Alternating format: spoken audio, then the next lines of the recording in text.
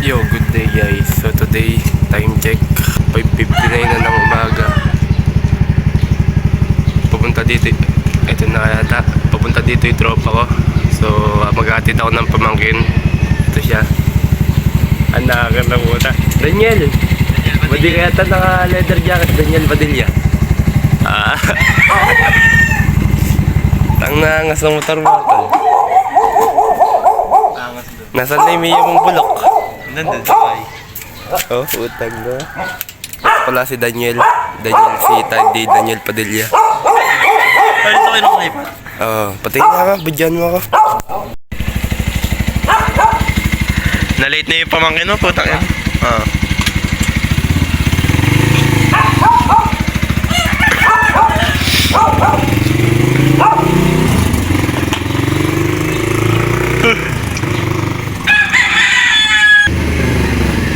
Lang na nakakalito ba?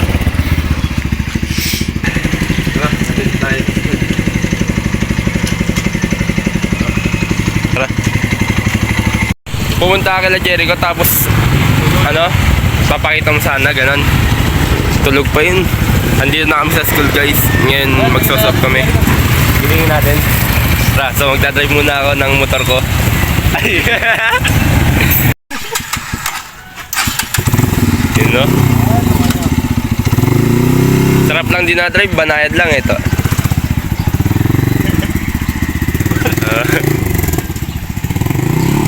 Balik ba? Full tank naman. So success, nagising tong isa. Napupultang mo ba Ito yung 15 gumising. liters? Tang na sa akin, ano pa lang dito? Walang gas. Sasaging ko tayo duman, tang na. Tanga, hindi mo kayo nagsabi kagabi pa. Ito lang ginising lang din niya ako. Hanggang ako nagising? Ano oras?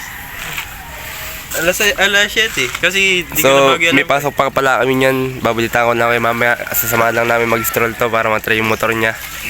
So, yun. Yeah. As you can see, nandito na kami sa Sapang Balas. And yung isang tarantado, tinry yung motor. Di ko alam kung makapagbawas ba yun o dagdag. Pagtapos niya umakit doon. May lights pala ako dito eh. Utang nakatawan lang yung nakababa. Hindi na nakabalik yung putang na. At time check 6:39 na. Pasok namin 8 o 7:30. Send mo nga yun sa GC tol. So Wala akong load eh. mamaya Wala tayo. rin kami wifi sa bahay. Hindi mamaya pagka nagkano na. Ayun na isa. Nakabalik. Damn. Hindi dyan na natin. Ba.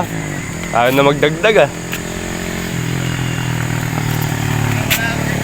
Hey! Forma! So ayun, nag-enjoy na yung tarantado, ano? So in-install naman niya yun, kaya okay lang. Para madagdagan ba yung kilometer.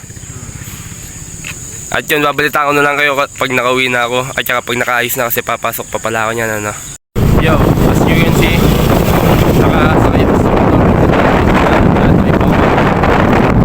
Actually, kanina pa ako nakauwi. And yun, naman ako sa school. Para magpapuno. Hindi ko na nangyari yung mga pagpapasok ko kasi nagmamadali na ako, ano. So, after kong makauwi, kagad na ako naligo para pumasok kasi na-late na ako kanina. Tapos mamaya pupunta na lang. Ngayon pupunta ako sa school.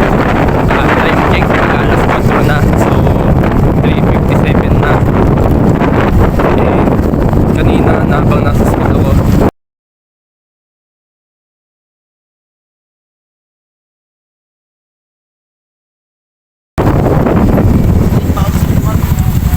uy, tabi! Ang pilat to. So, nakakapin na yan, no?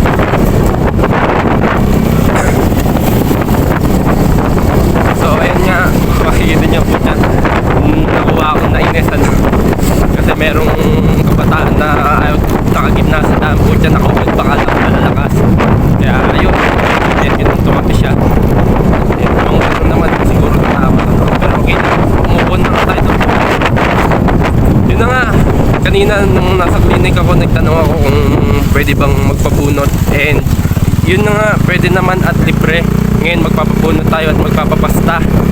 At dapat hindi tayo mabubunutan ngayon kasi wala lang, maraming nakischedule. Pero dahil nga player tayo ng Uniwide, I mean sa school natin, lalaro tayo sa may school natin, pinisingit na tayo, no? Para bago daw tayo maglaro, maayos na yung ngipin natin.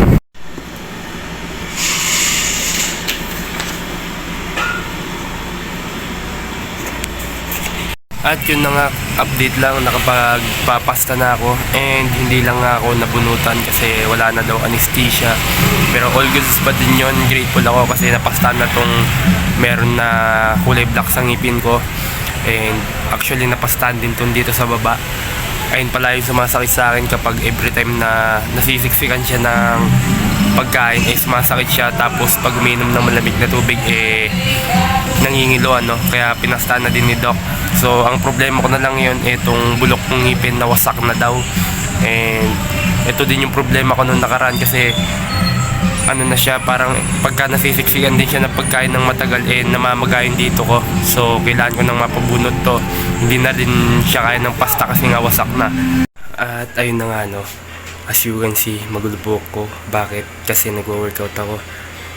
Honestly, kanina pa ako nag-workout, naupo lang ako and napahaba yung pahinga ko dahil nanood ako ng mga video, yung old videos namin ni Jericho, and sobrang nakakatuwa lang kasi na ine-enjoy lang namin yung paggagala namin and kung ano man yung stuff na ginagawa namin, ano.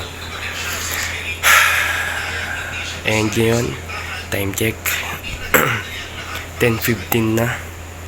And then nagle-leg workout ako, so itutuloy ko lang ng 2 set yung ano ko, squat ko, and then maliligo na ako. At ngayon meron akong gustong talakayin, ano, na hindi naman talakayin, parang may na-realize na naman ako na kaya mo kapag ang isang bagay, kapag may namimiss kang isang bagay, halimbawa palagi kang nakakamiss sa nakaraan, namimiss mong bumalik sa nakaraan, namimiss mong maging bata, namimiss mong gawin mo yung mga dating ginagawa mo, kaya nangyayari yun kasi masyado ng maraming sakit dito sa ngayon. Okay, marami ka ng sakit na napagdaanan, paghirap na pinagdaanan, hassle na pinagdaanan. Okay, kaya namimiss mong bumalik sa nakaraan, bumalik na kung saan konti pa lang nararanasan ng sakit, konti pa lang yung mga na-experience mong kapighatian, ha. So yun na nga, kaya nakakamiss. Nagigets nyo ba yung pinupunto ko? Pero yun, kasi as of now, ganun yung na-experience ko. Maraming bagay ako namimiss sa nakaraan, maraming bagay na gusto kong bumalik o gusto kong balikan sa nakaraan. Pero ngayon, nandito tayo kung ano yung mga ginagawa natin noon. Okay, I mean product to ng nakaraan. Kaya kung ano ako ngayon, resulta to nung pinaggagawa ko ng mga nakaraan. Okay, kaya kung balasubas ako ngayon, malamang yung pinaggagawa ko ng nakaraan kabalasubasan din. Okay, kaya naman ayun yung na-experience ko, ayun yung thoughts ko, ano. So, grabe pogi ko pala pag ganito yung buka, pero yun, ayun yung thoughts ko. And syempre, I'm here to tell you na ginagawa ko tong video na to para i-document yung sarili ko, i-document yung journey ko. Kaya nga gumawa ko ng panibagong YouTube na ang pangalan ay The John's Journey. Rinig ba basta yun? Ayoko na lang kasing lakas boses ko kasi maririnig nila ate, ano. So wala naman akong kaso doon, kaya lang may sakit siya, kaya hinihinaan ko lang yung boses ko, ano. And yun, meron tayong kinakaharap na naman. Actually matagal na to, and meron sa aking tinuturong lesson na hanggang ngayon hindi ko ma-figure out kung ano yun, ano. Kasi nung nakaraan naging problema ko na to, hanggang sa naulit-ulit yung problema na to, hanggang sa naulit-ulit, and ngayon nararanasan ko ulit siya. Okay, kaya naman meron na akong na-realize ulit, daming realization, ano, na ano kaya yung tinuturo sa akin na hindi ko matutunan, ano, na hindi ko ma-figure out kung ano yun, kung ano ba yung gustong ituro sa akin ni universe o ni God, na something na makakatulong sa akin, na makakapag-grow, makakapag-improve sa akin. And looking forward ako na once na na-figure out ko yun, ang income ko tataas, ang value ko tataas, and syempre mas lalawak yung pananaw ko kasi mas marami na akong napagdaanan, meaning nasa taas na ako sa sarili ko, I mean better na ako kaysa sa dati. Makikita ko na kung saan ako nagkulang. So yun lang, syempre dito ko natatapusin to, and after ko mag-workout, pipilitin kong magbasa ng libro bago matulog. So yun lang, kita-kits tayo bukas sa mga mangyayari, and planuhin ko na yung araw ko bukas, okay? So let's go.